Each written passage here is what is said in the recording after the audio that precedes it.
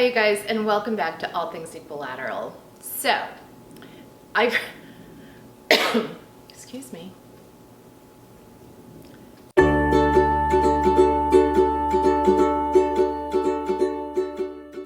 So, I promised you that I would start reading my favorite author and start with the first book she's ever written, and this is not it. Things I found out from researching Sophie Kinsella is that her real name is Madeline Wickham, and she's written a few books before she wrote her first book as Sophie Kinsella, Confessions of a Shopaholic. So I've started out with the wrong book, typical me, but I did reread it. And Becky Bloomwood still is one of my favorite characters. This is, by the way, going to be really quick and spoiler-free, just like all of my book reviews on here. Becky. Okay, so she's a shopaholic. My husband, who may or may not be watching this, will say, this is why this Sophie can relate. Thank you. I do relate to kind of going by a window and seeing that something's on sale always and going, oh, I need that in my life. Or the worst thing that ever happened, as my husband will confirm, is the advent of online shopping, because now I can do it anytime. From the comfort of my home. It's amazing. So if you relate to being a shopaholic, and by the way, look at how cute these end papers are in the paperback. If you relate to being a shopaholic or using retail therapy as, you know, your main therapy, you will love Becky Bloomwood as much as I love her. The scene with her roommate, just like opening the closet and seeing all the stuff that Becky hasn't even worn yet, I'm not that bad, come piling down on her, and, you know, her roommate's trying to help her. The bank is after her because she's not paying off her credit cards or credit card.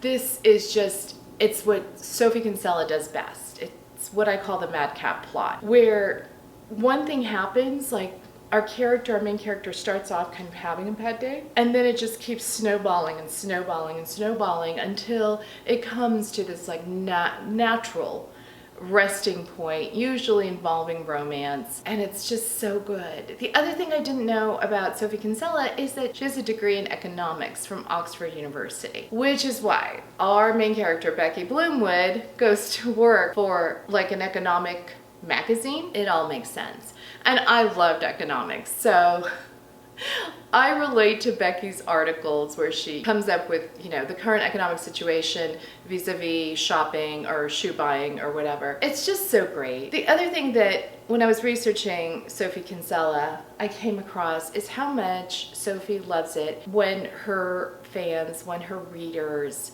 are having a tough time and they read one of her books like Confessions, and it helps them get through. Like if they're in the hospital recovering from an operation and they write her a note saying, thank you for writing this, it helped me get through it.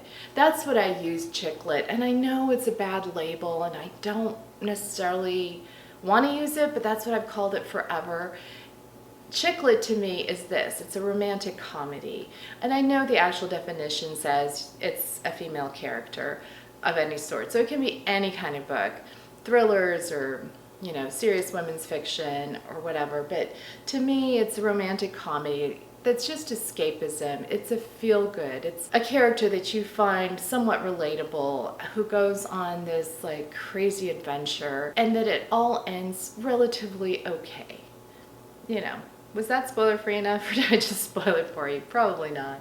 Anyway, I'm really enjoying this trip through Sophie's writing. I'm going to move on. I'm going to read them, I think, in order that she wrote them as Sophie Kinsella. I might throw in some Madeline Wickhams in there. But yeah, let me know down below if you've read a book that just made you feel good.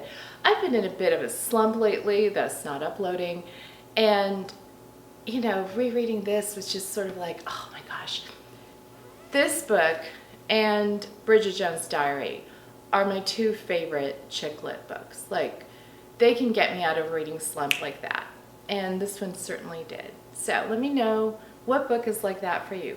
What rom-com style book have you read lately that I haven't? And if you say the flat share, it's up on my nightstand. Literally, after Spookathon, I'm planning to read that.